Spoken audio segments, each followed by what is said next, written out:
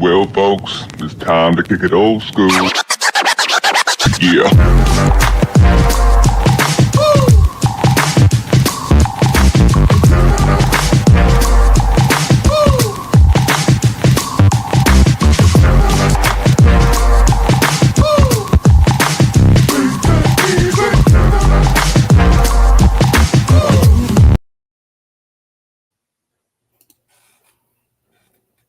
Let's do it.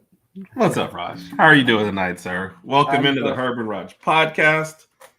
Thank you, everybody, for tuning in tonight. I have a fun one planned. We're going to cover everything Florida State that we can cover, especially with a lot of the comments that are being made in the off season and ACC media days and fall camp out to start. So, Raj, first, you're the star of the show. How are you doing tonight? I'm doing fantastically splendid on this beautiful Tuesday evening. Herb, thank you for asking. You already told me you're doing well, so I'm not going to ask.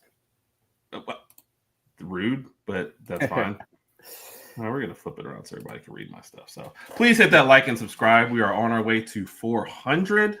Where are we, like 385 right now, Raj? 385, we need 15. But you got to cross 400 first. So yeah, we're there.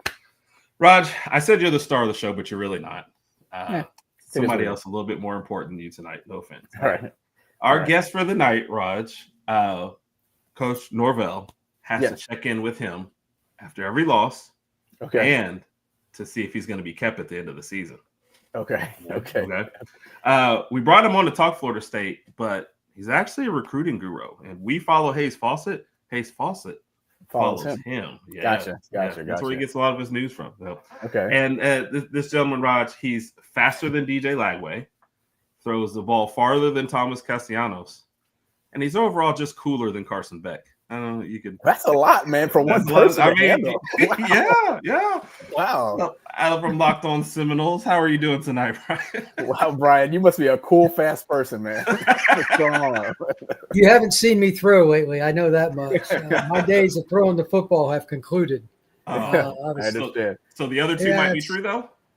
What's that? Well, the others I'm pretty good with, but the throwing the football thing, let's keep that on the low. Yes, sir. You got it. All right. Like we said, thank you for joining us. Now, we did I told you Corey Burton from Locked On Van, he talked good about you, but he talked more about the recruiting side. Do you like talking recruiting more than you like talking Florida State, or where is it kind of? Recruiting is my passion nationally, from LA to Miami. I could be at Elite 11 finals, or I could be at Battle Miami for the biggest 7-on-7 event. I'm happy in that realm, but at the same time, being at games is fun, and covering it, doing live podcasts is fun. So it depends, but going to events and scouting kids and seeing somebody for the first time is probably my biggest passion. Yeah, I got you. I was wondering what drew that to, because from the fans' perspective, recruiting is maybe one of the more frustrating things I think I've ever seen, especially with the transfer portal. How's that, the transfer portal and NIL really changed how you cover the recruiting aspect of things? Well, the portal, when I break anything with the portal, it gets like 5 times as many views as recruiting, because people get pissed when a kid leaves their school. And then, of course, you get the fans on the other side. But like literally, it's bigger news, because it's about pride and people being angry, because it's almost like a jilted lover, like literally. Yeah. So that's tough. It hits different. Yes. Yeah, once a kid gets recruited to your school, and once they finally start, get to signing day or whatever, you kind of get like emotional. Some people get kind of like emotionally attached to these kids, and they want to follow them on social media, so forth and so on. And they're going to have a great year. But then once the portal opens up and they leave, they're like, how could they do this to me? What about me? And how? You're right. You hear people say the word "we" when they're talking about their school. Yep. Never a good sign. Right. Yeah. Never a good sign.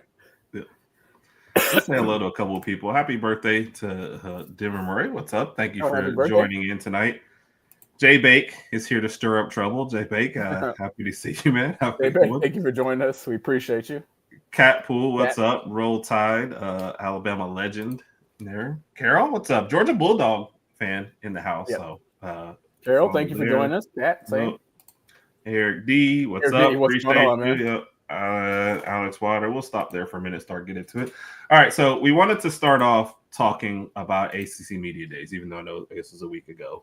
And I guess you have to start with Norvell and the press conference. And I'll be honest. When I first heard, because usually for most of these, I've read the transcript, or we've read the transcript, excuse me, about what they said. But everyone talked about his behavior so much that like I had to go back and watch the clip. And so, what was your thoughts? I did watch the video about it, but let's kind of tell everybody here. What were your thoughts on how he reacted at ACC Media Days and the kind of animated style that he went after there? He's a very positive man in general, but something was in his crawl because you get in a minute and something into the podcast or I watched it like a podcast. You get in just a little bit, and all of a sudden he starts raising his voice to basic questions. And just feel like it was almost like he was on speed or something. Like I'm not saying he had a stroke, but it was like that doesn't even sound like him. He was angry. Yeah. And they weren't like mean questions. They were really generic. Yeah. And it was for like 4 or 5 minutes. I mean, a bunch of people commented about it. So I went in and watched it like over and I'm like, I did a podcast on it. Right. Yeah. I was watching that before we came on. Yeah. Yeah. And I'm just like, this is not normal for him. And I get that people have just harped on the 2-10 season, but guess what? You went 2-10. Yeah. Where they're going to report what happened, and there's nothing else to talk about it in the offseason. Yeah. So deal with it. You're the one that caused it. That's what I said. People get tired of it, but what do you want me to say? Yeah. If he hadn't signed that contract after the 23 season, he got fired. Period. Yeah.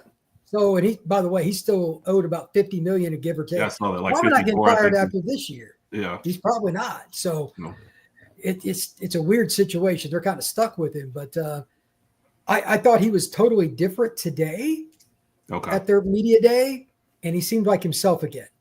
Okay. So my question is, did somebody talk to him? I'm guessing their media people are like, what? We can't do that again. Yeah. There's no way they wouldn't have done their job if they hadn't, because it's not a good look. Yeah. So he was pretty chill today, and he barely mentioned anybody by name. So it was total coach speak. Didn't want to name Jimmy, but not Johnny, blah, blah, blah. I'm like, oh my God, this is all. I watched about 10 minutes. I turned it off. I'm like, I watched some of the assistants. Right. And Norvell's was pretty worthless to me because he gave no real information, just positive energy and, pom-pom Petey kind of stuff. And that was it. Yeah.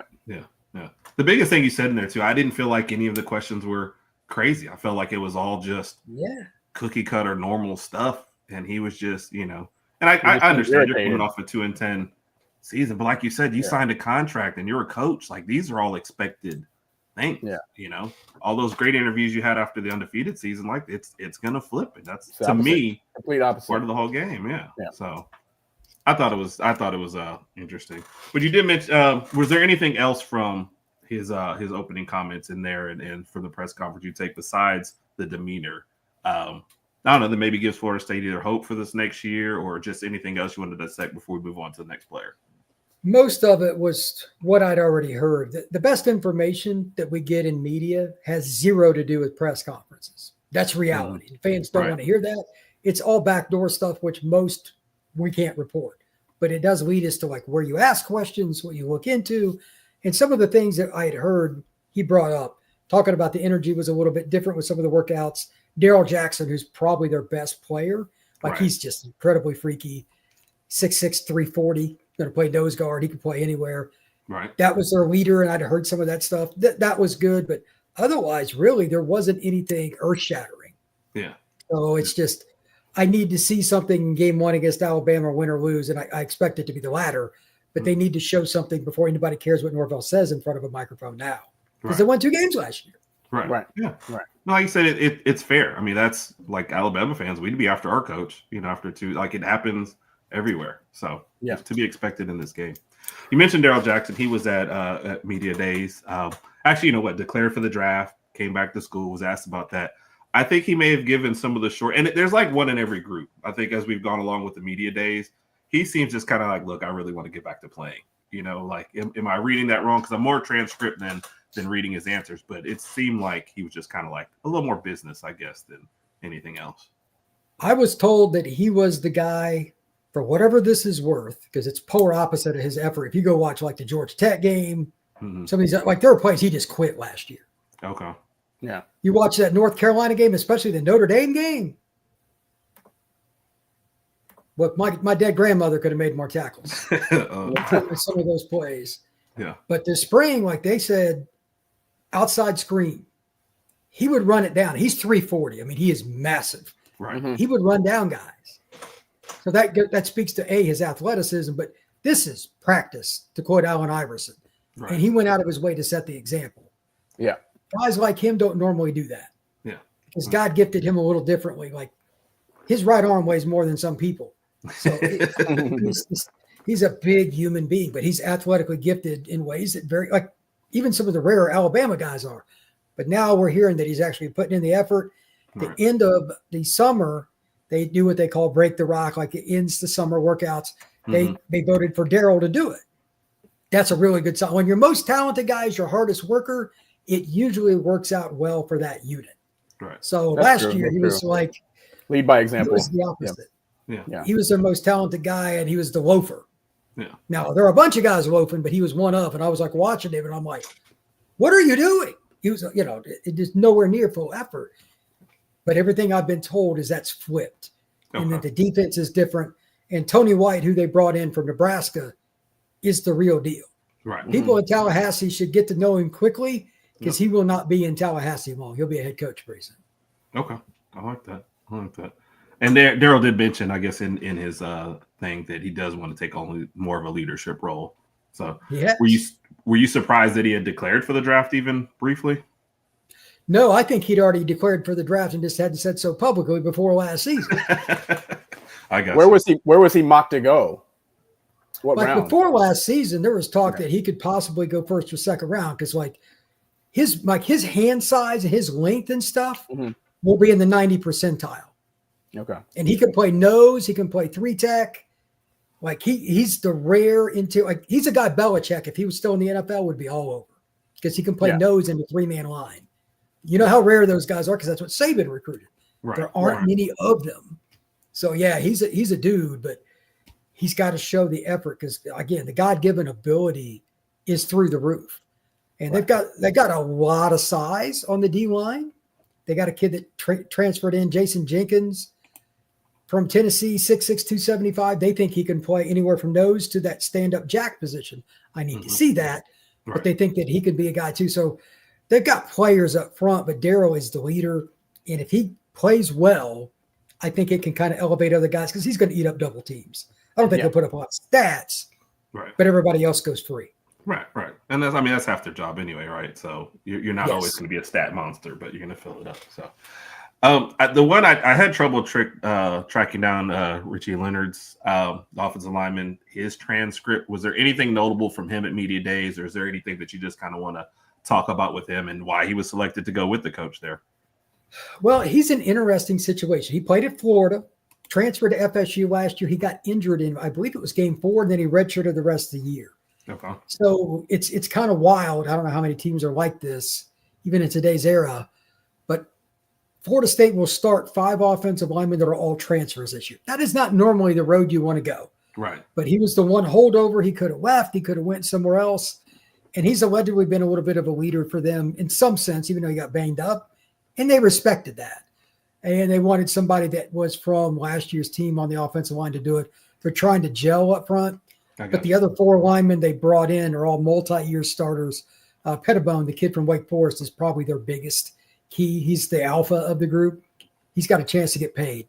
Yeah. So I think they wanted the experienced guys to have that chance, and they wanted him to be a part of it. And they really that might be the worst P4 offensive line that I've ever seen at the major college level. Yeah. Yeah. So they just anything they could to give it some confidence. And they got a new O-line coach. I know him because I covered UCF at one point. Herb Hand. He's coached at Auburn. I like he's him already. At Texas. He's pretty for your name. Yeah, he's a good dude. He's a good dude. Okay. But I don't know if they're going to be able to put it together or not. 5 transfers is a lot of pieces. Man. That was kind of leading into my next question. Go ahead. No, that was leading into my next question. I was going to ask you, how comfortable do you personally feel about the offensive line based on what you said as far as transfers coming in, a new O-line coach, et cetera? Like, where are you at on a scale, maybe 1 to 10 or whatever scale you want to get? Like, where is your confidence level regarding the offensive line right now? Well, for the first game, it's about a 3 because it's just about line calls and checks and how you do things because Alabama's going to run a multiple front, I'm sure, in some capacity. I would because of A, their talent, and B, their ability to take advantage of a group that's never played together. Right. Herb Hand talked about that during his press conference today. Right. Yeah, they got those kind of like semi-OTA things they do in summer now for college football coaches, and it's on air, but he said that was the first time they'd worked together. Yeah. You know what I mean? Like some of these guys transferred in and they were banged up, getting surgeries, taking care of this and that. This is the first time they played together. So now you're going to get fall camp and then you go play Alabama? Yeah. You know, I know Alabama's not as deep as they've been in some other years, but they're still 98 percentile. Mm-hmm. You know what I mean? Like it's still a top 5 D-line national. There's no way that should go well consistently. My question is, can they hit big gash plays? Because I don't think they're going to be able to consistently drive the ball against Bama. Thomas Castellanos is not accurate enough to do that, but they've got a lot of explosive athletes. That part that hasn't changed at Florida. So they got plenty of those. Mm-hmm. So if they can hit a few big plays, they can at least be competitive. But otherwise, I think they'll be overwhelmed at some points. And I'm not sure Thomas is going to be able to recognize all the fronts and help them get into the right play and adjust before the snap. I expect a lot of problems at the line of scrimmage, more mental between the O-line and the quarterback. Game 1, everybody's a transfer. That's a lot to take on, man. It really is. Yeah. And to me, also, offenses are always a step behind defenses in the first game anyway. Yes. You know, so that's and something you know, when I was watching your video when you talked about Norvell and some of the criticism stuff that's getting to him is his use of the transfer portal. You want to talk on that for a minute? And you know, you said like, hey, this is kind of a I mean, you see some of the other programs, Alabama will use it, get 5 or 6, Georgia will use it, get 5 or 6. If you're going wholesale, sometimes it's not always the best approach. But what were your comments on it? Well, let's do it this way. Well, it's 2-parter. I'll make this entertaining for you guys. You both get a vote here. The Final Four last year was Texas, Penn State, Notre Dame, and Ohio State. So that's 20 total offensive linemen that started. Okay. Mm-hmm. Out of those 20, how many do you think those schools took from the transfer portal? 4. What do you got? I'll go with 8. 1. Okay. If you win at the elite level, you get the elite high school lineman. Is that our guy from Ohio State? Are you counting Seth? That was it? There was one guy that in the Final Four that played. Yeah. I guess he wasn't playing by then, though, so maybe that's why. Yeah, they might have ended up at 2 right, if everybody then, yeah. But still, that's 90%. Yeah, no, that's still crazy regardless. 4 is still not huge, so 2 is. Yeah. Here's the deal. There are about 10 schools. Florida State currently is definitely not one that recruit O-line completely different than everybody else. These are not going to surprise anybody. Right. It's Clemson, it's Bama, it's Georgia, it's LSU, it's Texas, now A&M to a certain degree. Good for them. Right. Oregon, and then the 4 programs in the Midwest everybody knows. Michigan, Notre Dame, Ohio State, Penn State. And those are going to be the teams that are going to be in the Final Four every year. Yeah. Mm-hmm. That's it. Yeah. So that's why Florida State's behind, because it's about chemistry, it's about cohesion, and as I'm sure you guys have talked about, like getting Proctor back is rare as hell. Like he's maybe the best left tackle in football. But even if they hadn't, like 90% of their O-linemen are really good. They don't transfer very much. Right. O-linemen stay in the same place. So you look at the portal opportunities for linemen, it usually sucks. Florida State did way better than most. They got 4 guys that had starting experience. That's a grand slam. Right. But still, that's not the best path because they don't have any reps together. Yeah. So that's why teams like BYU, they got all those Mormon kids that go on missions that play like when they're 24 years old. They'll have 3 guys that are 24 years old, got a kid or 2. Mm-hmm. Up there, they may not play in the NFL, but they've got grown man strength. They've played together forever. That's how you win. And Florida State's just the opposite of that. So that's the problem because they took a bunch of kids last year, some from Bama and Georgia, et cetera, that were washouts, the 5-star kids. Yeah. Did you see what Indiana did? They come from a program that's G5. They brought 13 kids in, but they'd all played for them. Right. They were proven college guys. Indiana goes 11-1. Ironically, I went to Indiana. That's where I went to undergrad. But, like, that's a basketball school. I know. that shouldn't be how it works. You know what I'm saying? So Florida State has changed their philosophy, and they've started to recruit more, but that's not Norvell's bag. He is not a recruiter by trade.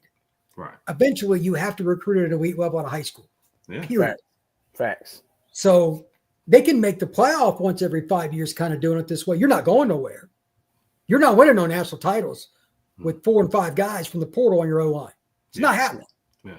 Last year too was far not behind an everything. Yeah. Yeah, it's just the chemistry aspect. Yeah. And again, like a few of these guys they've got will play in the league. The center in particular, I think will. But like no BS. Like Notre Dame's line this year, they lost 2 or 3 guys that were good to the portal that started last year. They got beat out by guys that were younger, and 3 guys that started went to the portal. Yeah. That is real recruiting. Florida State is not in that stratosphere. Yeah. So that's why I think they're going to be in trouble against Bama, even though they got some pretty good players. They have a lot of chemistry, and Bama's game 1. If this game was 5 or 6 into the season, I think it could be a 1-score game. But Bama should win by 10 or more because of the O-line and the confusion with everything. It's just natural. Good luck beating those guys for 4 quarters up front. I think that's going to be tough. Yeah. Yeah. Do you see why some teams are trying to get away from some of these tough out of conference at the beginning of the year just for reasons like that? I think that's part of it, man, because with the portal, like everybody's roster is more in influx, which is just mathematically a fact. So you don't know what you're going to get in game 1.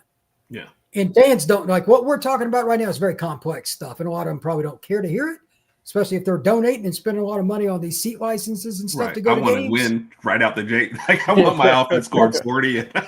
That's right. But that's not how it works. Football is about chemistry. Yes. It's about chemistry. I talked to a high school coach today. He had a school that's got some players. They got a couple of young D linemen that are P4 guys, like Alabama kind of guys. But he's like, yeah, we need to see it though, because they're sophomores in high school. It's the same thing in college. You got to see it for your team in that scheme, etc. When you bring in guys, you just don't know how they're going to acclimate. Right. It's the same deal at the college level. So that first game against a high level G like at Memphis, who Florida State played last year and got beat by, you schedule that game, you're not going to get any credit for winning it. Right. But what's your booster going to do to the AD on Monday morning? He's going to blow him up. Yeah. Hey, how come I just donated $5,000 and we guys got beat by Memphis? Right. So that's why these games are going by the wayside. It sucks, but it is what it is, man. Yeah. That first game is just like being a husband. There's a lot of negative points and not a whole lot of positive points.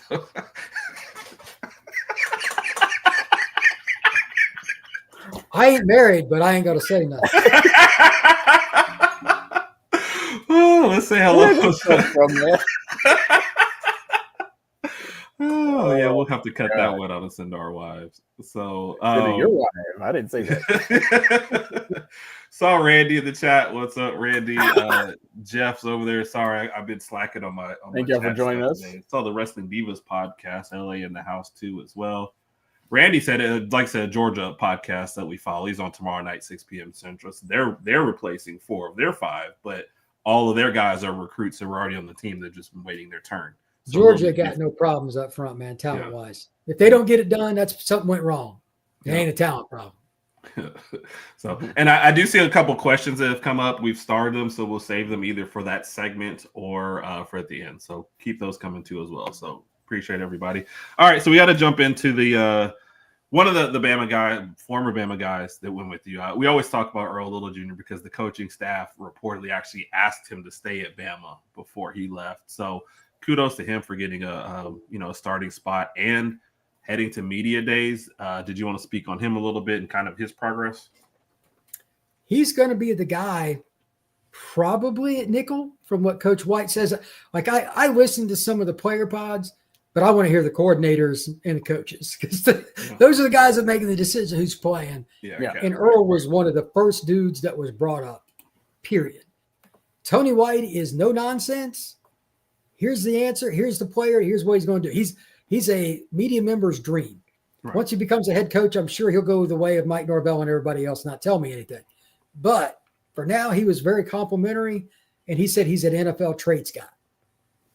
That was a good sign. He said, he reminds me of guys I put in the NFL. And I'm like, whoa. Yeah. He wasn't asked that. He offered it. Yeah. So I'm like, okay, y'all lost Devontae to Notre Dame too. So it's like 2 years in a row you lost a key guy out of the which is weird for Bama. Secondary. Yeah. It's so random. But like he hadn't played much at Bama. he did okay at Florida State last year at times, but that secondary was up and down, and he played some, and sometimes he was out of the lineup. But I guess he's taken a big step forward with Coach White's coaching, and I think he's a way better coordinator than what they had last year. Yeah. Again, I think Tony White's going to be a star. It's just, I don't know if the offense is going to help them a ton this year or not. We'll have to see. Yeah. But I really think that he can be a guy. Now, my only question is he going to play multiple slots, or is he just going to be the nickel/slot guy? Right. And according to his interview, he thinks he's playing multiple spots. Sorry, I didn't mean to cut across you, but from his comments, he thinks he is. How many players think that they're not getting all the reps? That's why I want find me the guy that actually says, "Nah, it's just going to do this one thing." Yeah. Yeah. So, you have all these players say, "I'm playing both ways." How many of y'all think anybody besides Travis Hunter has played any right? Nobody. So I don't. Yeah. It is what it is. Yeah. I think they get away with it in high school, and then all of a sudden they think it's the same in college. Like, no. Oh, no.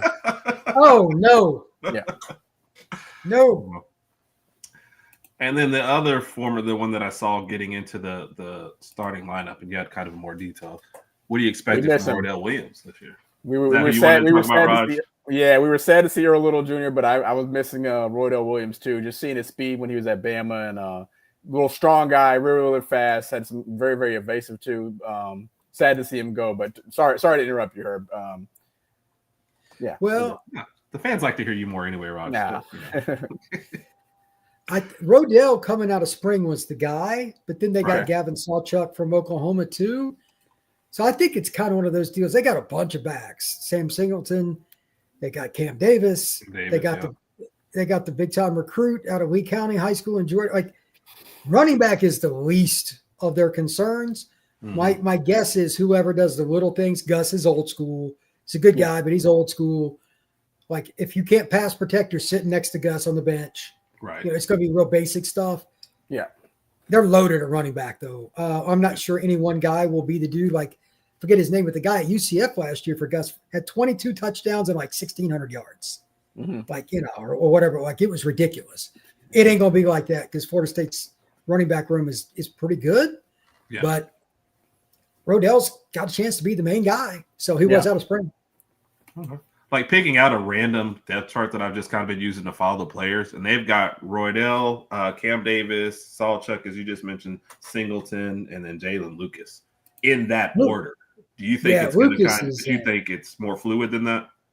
Oh yeah, you're looking at our lads or whatever. Yeah, look, it's the same one I use just to get a generic look. Right. But like Jalen Lucas is a receiver playing running back. He's 170 pounds, but he's shot out of the cannon. You got a guy like Cam Davis who's 220 pounds, and he is like a Nick Saban, Michigan State, LSU kind of running back. And then you got a guy like Sawchuk who can really run, but he makes one cut and he goes. Like, they got a little bit of everything. So I'm not sure what'll end up being the final answer. But again, little things with pass protection and all that. And Gus is, same offense as he ran at Auburn. He's going to run that downhill inside zone, maybe a little gap here and there, and some quarterback draw and stuff. They're going to run between the tackles, so you got to be a physical back no matter what. Yeah. You actually had a Gus question in this. That's probably a good segue into that. I think Gus no-huddle offense will throw off the Bama defense. Oh, my gosh. I mean, it's – I don't know what it was about Bama for Gus, but he always did his best job of coaching against Bama. I think you guys could probably admit to that, and probably – a few comments you probably made that you don't want to repeat on the air now. Unfortunately, you're somewhat. Well, I'll tell you, I think Gus kept his job 2 or 3 years longer than he really could have, because every year he would either beat Alabama or beat Georgia, and then like one year beat both. And that was like the pinnacle of everything he did. And that's how he survived for a couple extra years. Yeah, because I mean, it's not, Auburn to me is the worst major college football job because the expectations are super high, but until just recently, their 3 biggest rivals were LSU, Bama, and Georgia. Good luck. Yeah. It's just terrible decision-making on their part on who they wanted to be rivals. But anyway, they're in a bad spot long-term. That's another deal. But Florida State, it's an easier job. You get even more talent most of the time. And the schedule in the ACC is way easier. So that offense, I think, will shred if the offensive line figures it out. Mm-hmm. Whether or not they can be consistent and Thomas Castellanos can keep it from going to the wrong team. That's what I need to see. Because like that merry-go-round they had last year at UCF at quarterback. Oh my God. Yeah. But they play 4 or 5 guys like that. Gus is not very patient.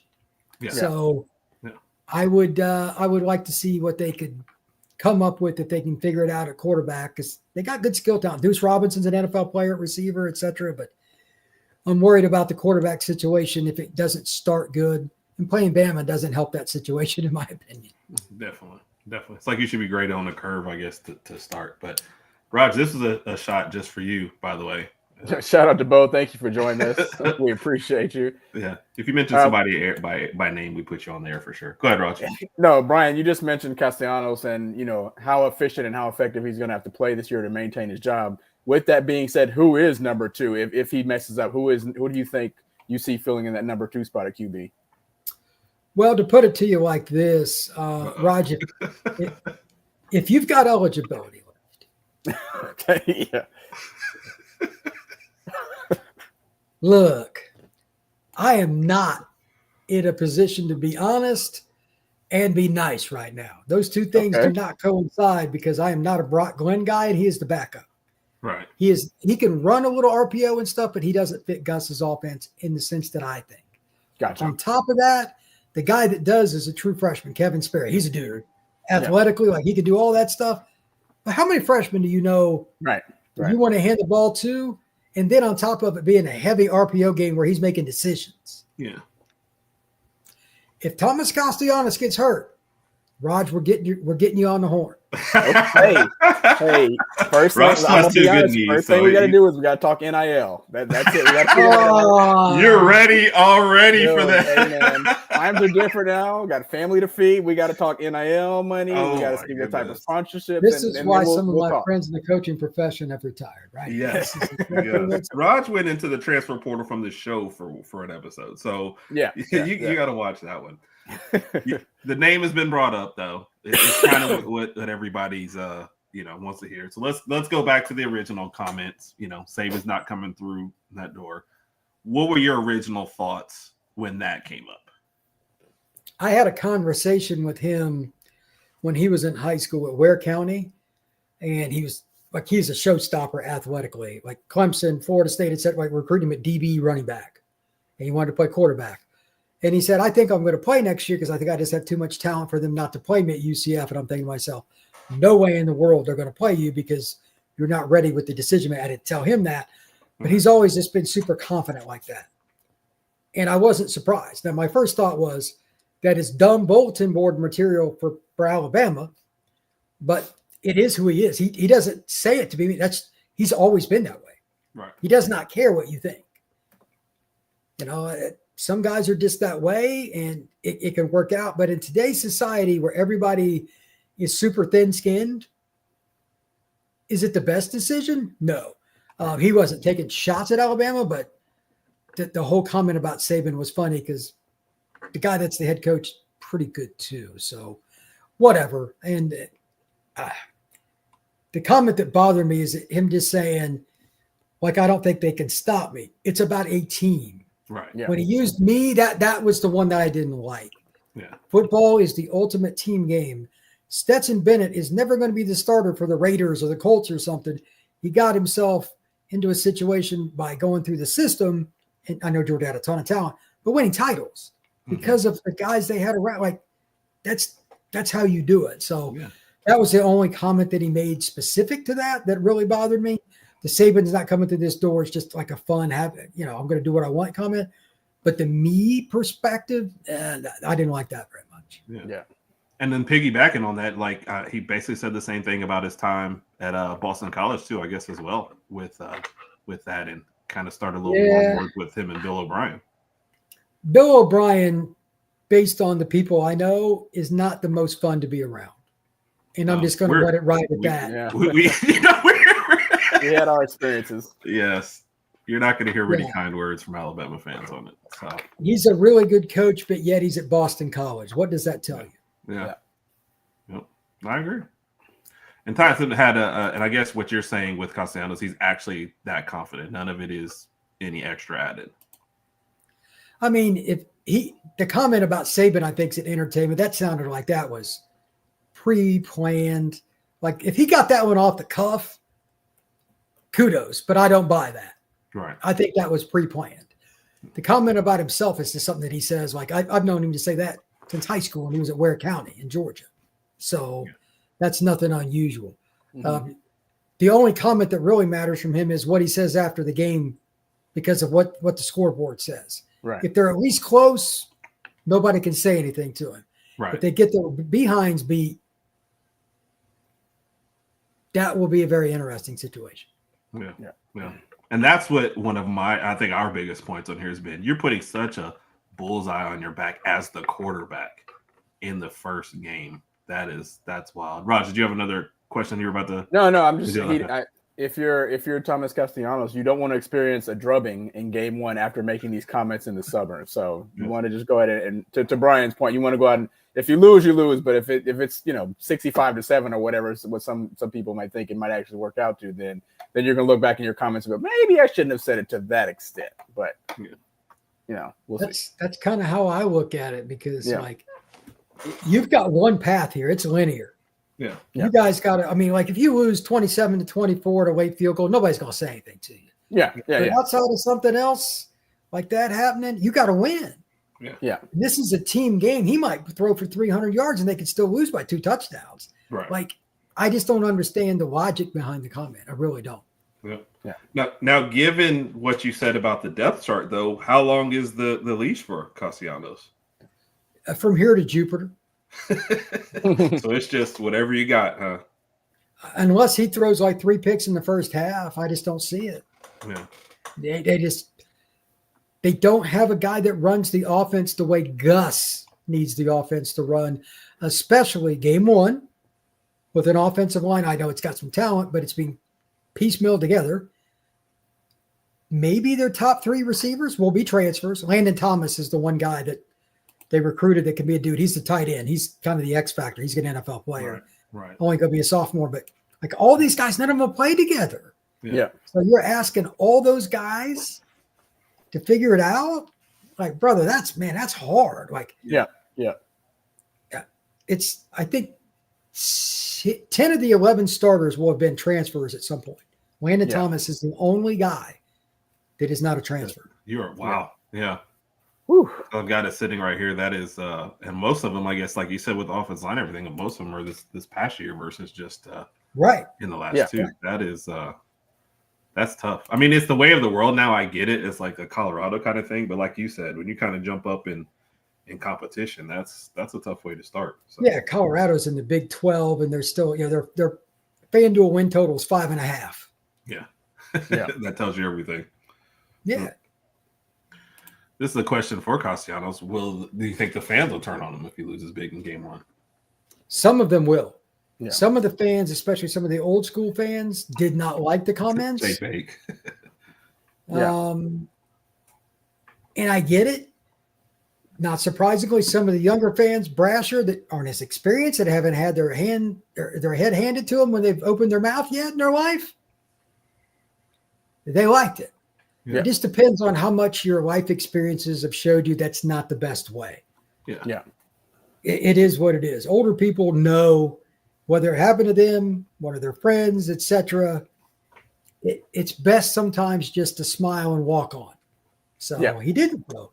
And after you've been clipped, you've been clipped. There's no going back, brother. Yeah. So we'll see. I agree. Do you expect them to have a big year? Like not just Alabama, but overall? Do you expect him to have a big year with Florida State this year? I think he'll have a pretty good year. He'll run for 800 yards, 10 touchdowns or so. The bigger question is that his sack avoidance and fumbling the football. Like sometimes he gets real loose with the football. Right. And there was a buddy of mine, Brooks Austin, he does with the Georgia podcast, kind of a national show. He did a thing on him. He throws late. He waits for a guy to get open, then throws. Just throwing him open, yeah. You got to know, like on this crosser, they didn't figure this out. He's wide up. Throw it now. Yeah. Like he's late. Stuff like that. If he does that against Bama, the ball is going the other way. You could argue Bama has a nationally top 5 secondary and be low on that ranking. Like I think it's top 3.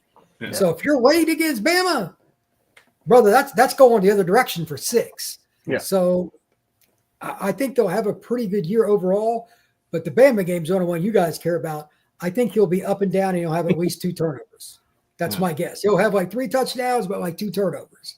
Yeah. And I think he'll be the reason they don't win necessarily, because they won't protect him well enough, and he'll try to play hero ball at least a little bit, and that'll get him in trouble at some point. Yeah. Now, he'll make a few plays. Oh, definitely. That'll make Bama fans mad, because he's going to make 3 guys miss and go get 30. Right. Yeah. Like, he could line up at Alabama at I-back 100%. Right. He's that kind of athlete. But that doesn't mean you're ready to be a guy play after play making the right mental decisions from the pocket as a quarterback. Totally different animal. I agree. Well said. All right. Before the predictions, you got one more thing. Like you said, this one has nothing to do just necessarily with the 2 and 10, but we ask everybody, hot seat rates. And you actually have some specific Norville questions on there. Yeah. So I guess you can just start with the first one. How many games does he have to win this year to save his job? About 4. You got $50 million laying around. Oh yeah, we did talk about. They signed the extension. Yeah. Yep. You got to remember, he signed the extension after the 13-win season. Right. And they just did over $200 million in renovations to the stadium, and they need money to buy out of the ACC. Besides that, they're set. Yeah. He ain't getting fired. Yeah. And they just hired all those coordinators and everything. I don't know if he would get fired at 3 wins, because who's buying him out? Right. Yeah. Right. No, I get it. I get it. And I forgot that I read that. Not eligible. Yeah. It's just, it should have been fired already. Yeah. But it is what it is. Yeah. It's always, and it's like administrations keep making the same mistake. Guy has a good season. Let's sign him to this. Give him some money. Like the regret comes up so fast. And it's like, how many times does everyone, not just Florida State, I'm just saying, how many times does everyone have to make these same mistakes before somebody goes, you know what, maybe we don't do that? Well, he was almost y'all's coach. Yeah. I'm happy. Seems like a couple of different people were. So yeah. I'm happy with DeBoer. I'm happy where it ended up. So. Oh yeah. So this one is from Randy. This is our Georgia Bulldog guy, and he's been saying this one for a while. So what is your take on him as far as the QB whisperer part of it? The Jordan Travis thing is interesting because it took forever, and then in the middle of the season 2022, the light just went on. Mm-hmm. But he started playing some in 2019. Like, they just didn't have anybody else because they sucked at recruiting. I'm not sure. I forget the guy's name, his first name, but in 2019, the year before he got to Florida State, got a pocket quarterback at Memphis. He threw for 4,000 yards. Okay, it's G5, but still. But he was pretty good. Rodg is getting this name. Come on, Rodg. It's not Francois. No. White kid. He was a big pocket quarterback at Memphis. White kid. I think his last name was White as well. But, like, that was the one pocket kid he had. He only ran for, like, 100 yards, and he spun it. Yeah. But he's just not a recruiter. So, like, he has to develop guys because this is what I got. And he's not the greatest evaluator either. I think he sets the bar too low for quarterback recruiting. Like, you look at his quarterback recruiting, and the one kid they got that I really like, Cromenhawk, they got last year, they lost to Mississippi State. Right. So I'm not seeing that. But anyway, to make a long story short, he's a subpar recruiter, probably a little bit better than average coach, but is he elite? No. And basically, they're going to pay for that one undefeated season, I guess. Yeah. For a while, as far as they're paying all right. Let's see what else. So, well, that's good. We will get into the prediction for and Rodg mentioned this just a second ago. Everybody in here, please hit the like button, hit subscribe for us poor fellows. We'll buy Rodg a new hat once we reach 400. What's wrong with my hat? Well, really, I'll probably buy myself the hat. Tell everybody I'm going to give it to you as a gift, but that's where it's actually going. So no offense to you. So. Okay. So we got Brian Smith here from Locked On Seminoles, also a big recruiting guy, talking a little Florida State ahead of the big matchup with Alabama. it is time to pull out that schedule and take a look. So, did I grab? Oh my God, Rod, you gave me the Florida State schedule from last year. Well, we know where we're starting with Alabama. What is your official prediction for that game? For this game, I think Alabama's going to win by about 10. I got 31-21. Yep. That's actually closer, though, I guess, than obviously what a lot of us are hoping too, right? Well, yeah. Well, it depends on what Bama fans you ask. Some of them think it's going to be 500-7. Some of them are 35-14, 42-7. Have you seen the ones in our Have you seen the ones in our hidden and that's been posting it?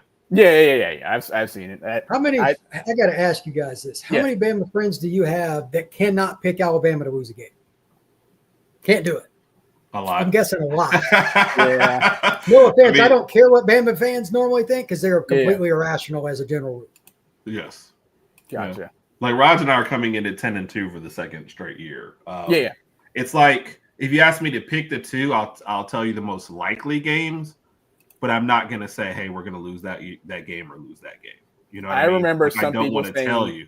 Some people think we're going to go undefeated last year. I said, hold on, we have a first-year head coach, new coordinator, a lot of new stuff here. We're not going undefeated, so let's time out on that one. But no, I can't do it. No, they can't do it. It's hard. Take some time.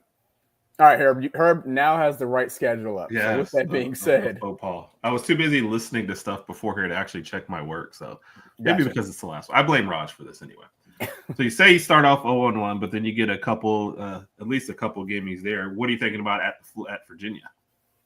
That's a very critical game for them. It's a Friday night game. It's the week before Miami. That game could be scary because this is the kind of game where Florida State just doesn't show up mentally. Right. Mm-hmm. If they don't win that game, you should make sure you check out my post-game podcast. I will. Okay. It'll be worth your time. It'll be worth your time. But they should win that game. I still think they'll lose to Miami the next week because I don't think they're consistent enough yet. But could they win that? Possibly. But it wouldn't surprise me if they lost to Virginia and then turn around and beat Miami too. First year of the offensive coordinator. First year of the defensive coordinator. And all the turmoil they're coming off of, if you're a gambling man, whoever you are listening to this podcast, do not bet on Florida State this year. No matter what you think of them, it's probably a team that's best to stay away from. It will be a roller coaster. What is y'all's win total? I meant to call that up. I want to say it's 7.5. Yep, 7.5. You're right on it. So, yeah. I think that's about right. I think that's about right. If you lose the first one, you think you're losing to either Virginia or Miami for At sure. Least, they'll screw that up somehow. If they beat Miami, I'd almost bet you they lose to Virginia. It's one of those kind of things. Gotcha. Right. The biggest problem for me is the last four.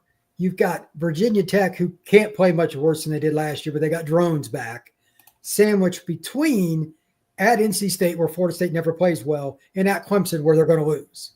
Yeah. Then you got Florida at the end. You cannot finish the year losing your last four. Right. Yeah. Right.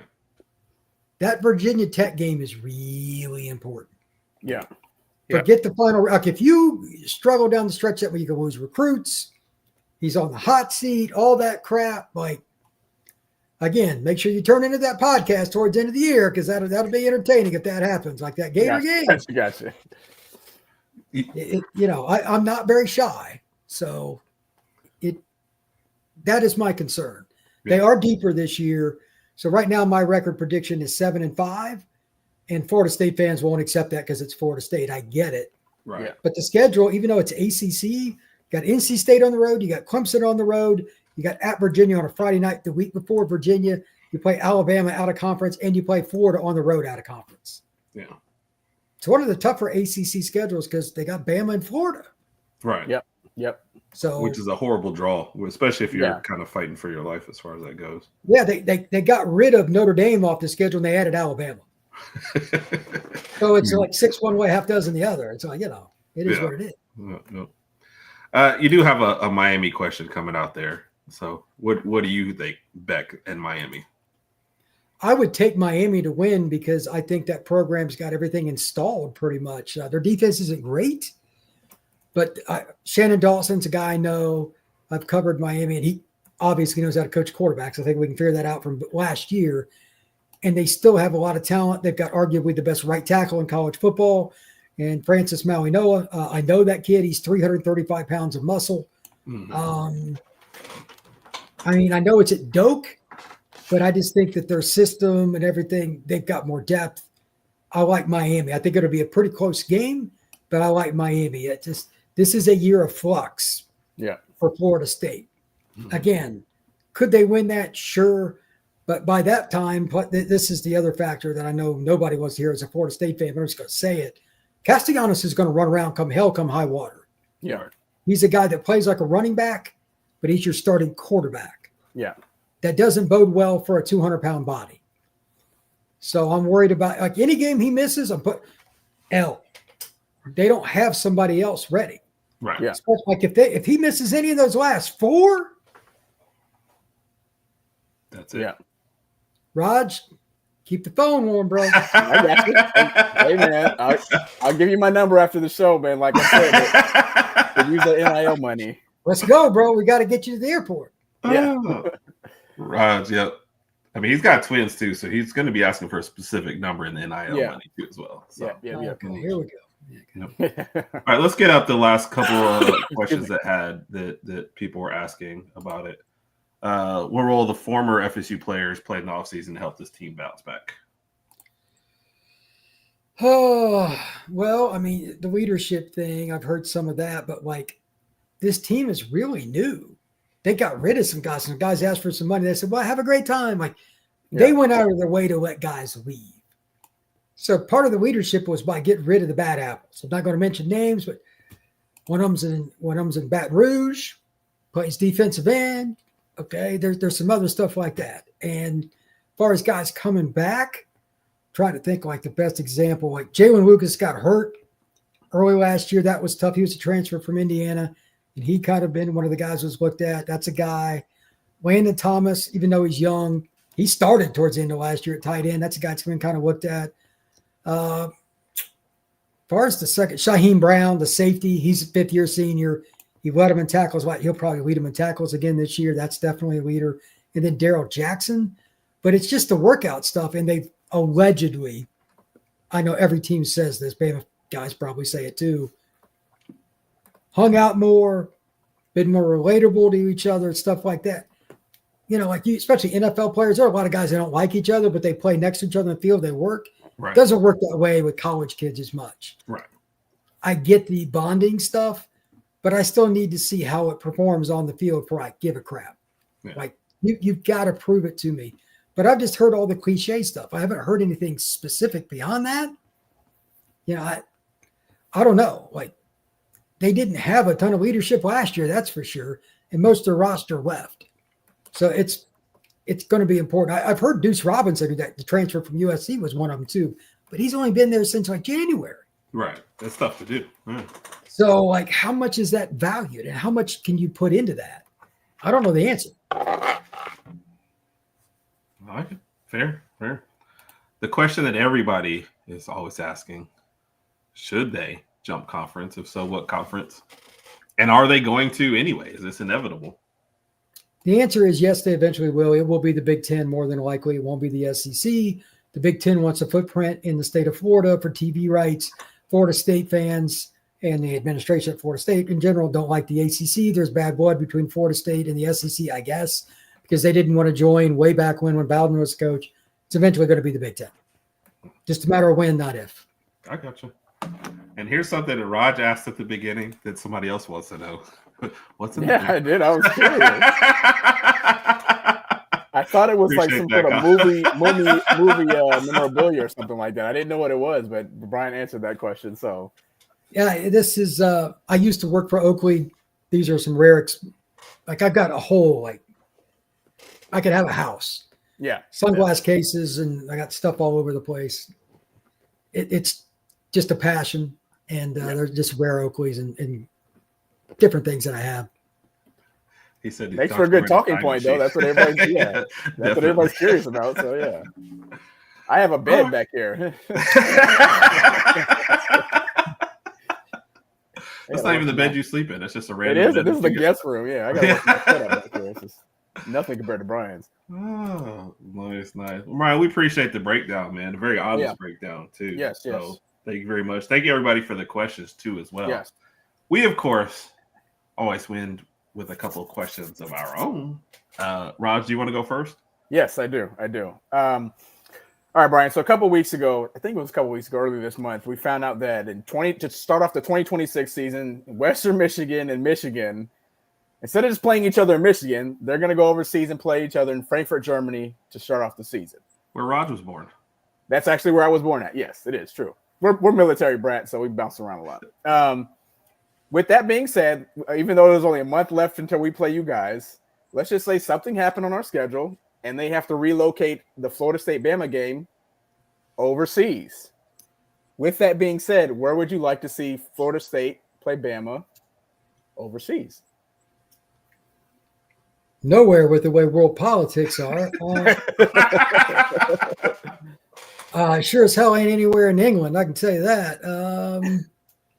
I don't know, man, because I don't like any of those countries now. Europe can kiss my rear end. I don't know, man. Maybe Japan, because I've always wanted to visit there. Okay. That culture is really cool. Okay. I mean, that would be dope. Yeah. All right, we'll take Japan. There you go. It. Yeah. All right. We like to play a little game we call Work, Play, Live, Ditch. Give you 4 names, and you have to slot them into those 4 categories. Play is, who you're going out with on Friday night, and then call. Work, who are you sitting, next to working for 40 hours a week. Live, this is person's your roommate. And ditch, when this person calls you, you let it go straight to voicemail. Rodg, what do you like? Players or coaches? Players. All right, here we go. Players. Okay. Sebastian Janikowski. Oh. Jameis Winston. Jordan Travis. Thomas Castellanos.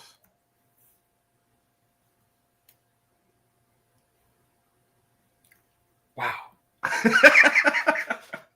That is the appropriate response. Good night, Lady Alpha. Have a good one. Oh, my God. Janikowski's ditch. I know that. Yeah. Seabass? The 72-yard field goal try? Yeah. Jordan Travis would probably be like roommate. I think he's a very trustworthy guy. Castellanos would be Friday night. Who's the other? I'm missing one. Who was the other one? Jameis Winston? Jameis Winston. Oh, yeah. Yeah, Winston could just about be anything. He's matured a lot. Yeah. At one point, he would have been ditch, obviously. Yeah. But I think he's a guy now that you could do a lot of things with him. He's worked.